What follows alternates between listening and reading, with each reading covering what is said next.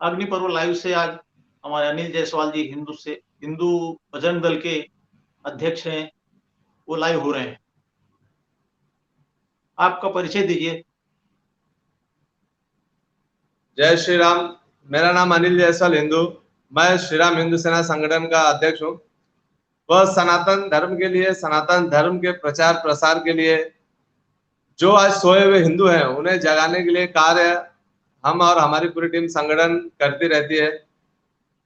और आज कमलेश जी द्वारा आमंत्रण दिया गया है लाइव डिबेट शो में, तो इसका मैं तहे दिल से कमलेश जी का शुक्रगुजार हूँ कि उन्होंने हिंदुत्व की आवाज रखने के लिए आज अपना एक लाइव शो ऑर्गेनाइज किया।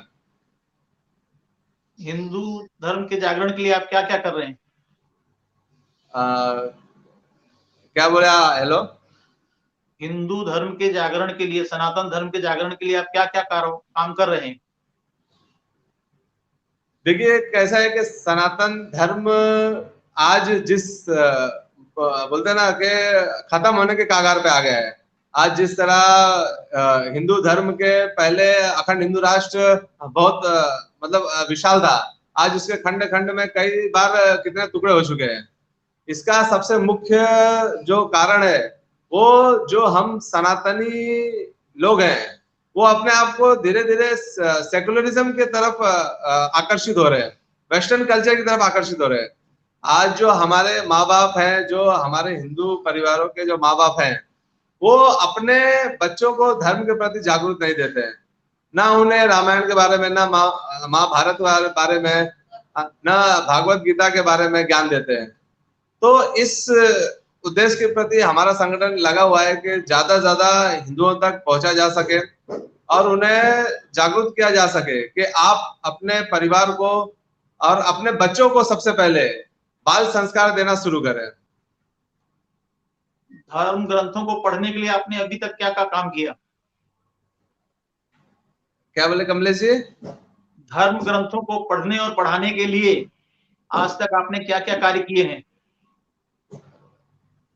अब तक अगर आप देखेंगे तकरीबन 10-12 वर्षों में हमारे संगठन ने कई सारे परिवारों तक श्रीमद् भागवत गीता का वितरण कर चुके हैं।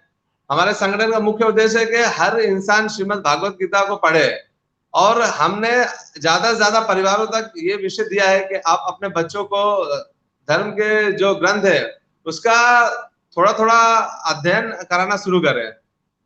तो इस रास्ते पे हमारा संगठन काम कर रहा है और अब तक कहाँ तक पहुंचे ये तो बताना मुश्किल है, मगर काम चल रहा है। सामूहिक तौर पर किया है क्या कोई काम ऐसा सामूहिक तौर पर? सामूहिक स्तर पे हमारा संगठन अभी तक ऐसा कार्य नहीं किया है, मगर हम इंडिविजुअल लेवल पे हमारे कार्यकर्ताओं में और समाज में जागृति के लिए ऐसे बहुत सारे कार्य हम जमीनी स्तर से कार्य करते आए हैं, बस सामूहिक कार्य अभी तक ऐसा कुछ नहीं हुआ है। देखिए, जो आप कह रहे हैं कि गीता जो पुस्तक है हमने बांटी है, लेकिन वो इतनी हार्ड है कि उसको पढ़ना, जो यहाँ के पढ़े हुए लोग हैं जिनको संस्कृत भाषा नहीं आती है, उनके लिए थोड़ा कठिन होता है। नहीं, अभी आपकी जो बात है कमलेश जी, मैं आपको बताना चाहता हूँ कि श्रीमद् भागवत गीता, गीता प्रेस गोरखपुर, जिसका हिंदी में अनुवादन रहता है, एक होता है कथा होता है, दूसरा अध्याय पे आपको संस्कृत में आता है, तीसरा हिंदी का रहता है। तो हिंदी में नॉर्मल हिंदी रहता है, सिंपल हिंदी है। हर हिंदू नॉर्मल अभी के जो अंग्रेजी मीडियम से पढ़े हुए बच्चे हैं वो भी वो हिंदी पढ़ के और भागवत गीता समझ सकते हैं कि उसमें क्या क्या कृष्ण जी के उद्देश्य है। जैसे कि मैं आपको एक किताब दिखाना चाहता हूँ, ये देखिए, ये एक छोटी पुस्तक है, ये श्रीमद् भागवत गीता की छोटी पुस्तक है, ये 15 रुपए की मिलती है। आप देख सकते हैं इतना मोटा पन्ना है, ये 15 रुपए की मिलती है। ऐसे कई पुस्तक हमने हमारे हिंदू भाइयों तक वितरण किया है और ये पॉकेट पुस्तक बोलते हैं। इसमें आपको सभी पूरे 18 के 18 अध्याय हैं। ये देखिए, आपको मैं मूल्य भी दिखा देता हूँ, ये देखिए 15 रुपए। ठीक है। इस तरह के पुस्तक कई 100 वितरण अब तक हो चुके हैं संगठन के माध्यम से। देखिए, क्या है कि इस समय हिंदी की पढ़ाई को लोग छोड़कर इंग्लिश की तरफ मुड़ गए हैं। लोग नौकर बनना चाहते हैं, इसलिए नौकरी के लिए उनको इंग्लिश पढ़ना अनिवार्य लगता है। कॉन्वेंट स्कूल धड़ाधड़ खुलते जा रहे हैं, हिंदी स्कूल बंद होते जा रहे हैं। मतलब जो आपके इस भाषा को समझ सकें।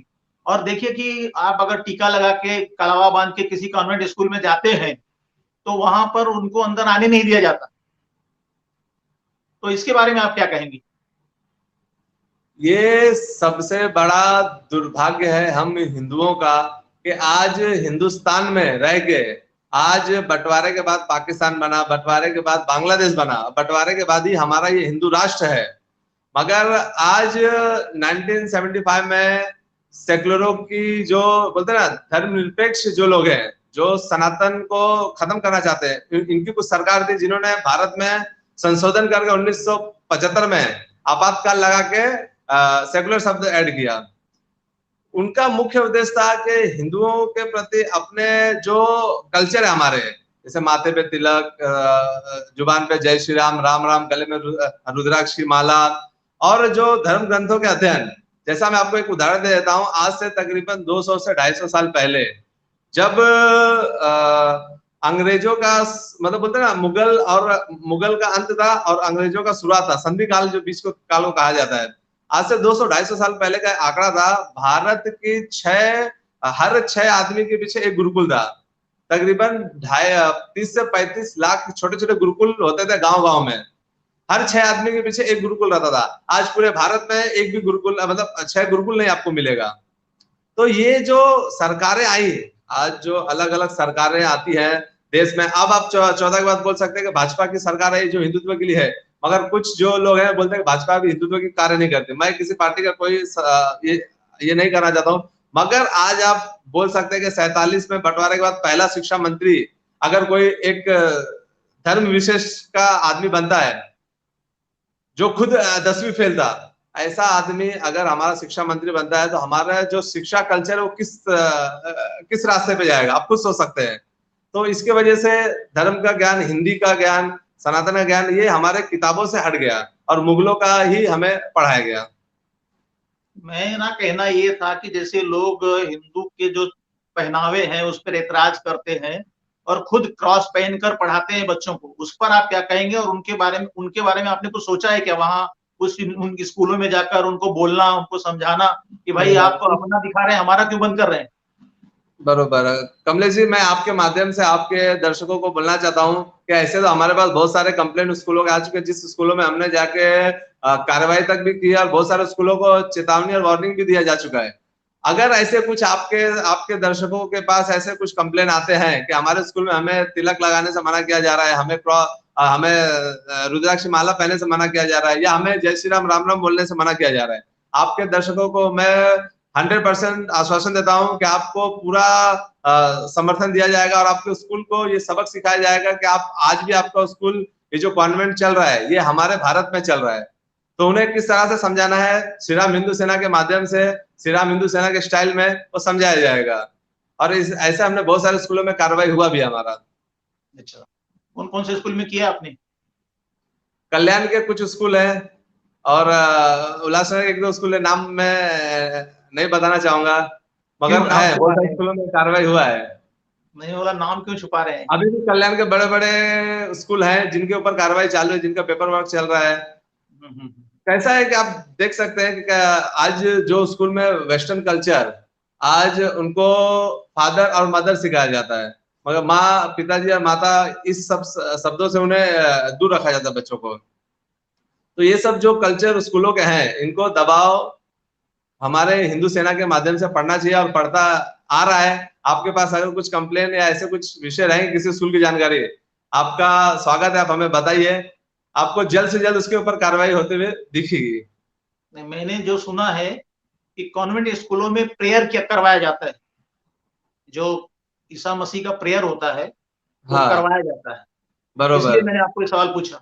नहीं, हुआ मैं बता रहा हूँ, मैं कल्याण के बता सकता हूँ, पुराने कॉन्वेंट स्कूल है कल्याण के, बड़े बड़े नामचीन स्कूल है, उल्लासनगर में कुछ स्कूल है जहाँ पे कार्रवाई हो चुकी है और वहां पे जवाब भी दिया गया है। अगर वापस ऐसा कुछ आपको सुनने में आता है, एक स्कूल का तो था कि एक हिंदू भाई के हाथ का कलावा काट दिया था टीचर ने, तो वो स्कूल के अच्छा खासा उसको सबक सिखाया गया, पुलिस तक भी बात गई थी, जहाँ पे पुलिस ने फिर बाद में उनको बुलाया, समझाया और हुआ ये चीज।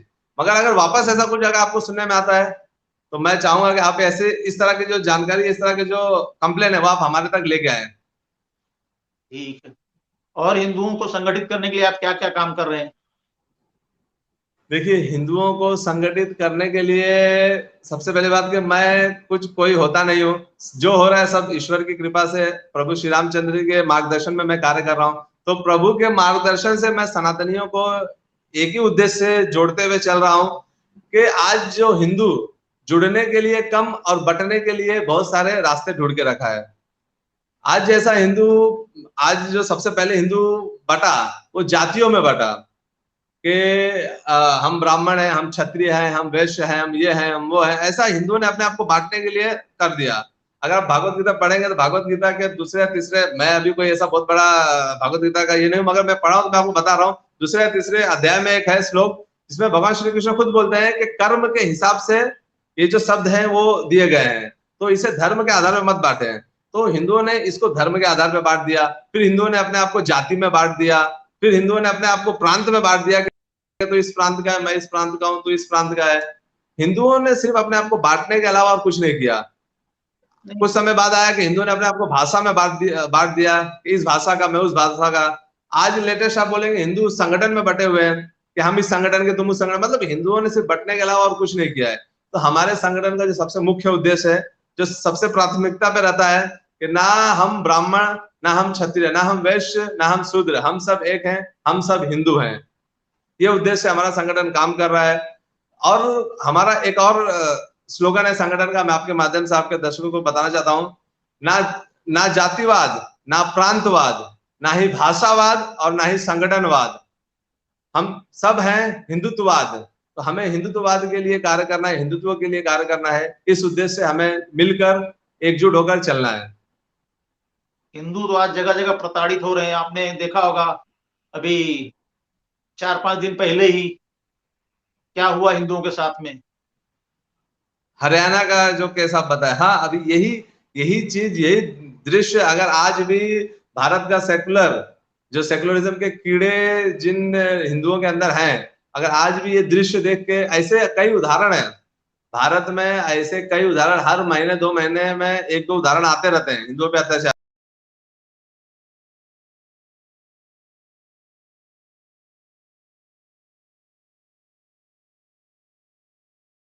अगर हमारा कंटेंट पसंद आता है तो अग्निपर्व लाइव चैनल को सब्सक्राइब करें, लाइक करें और शेयर करें।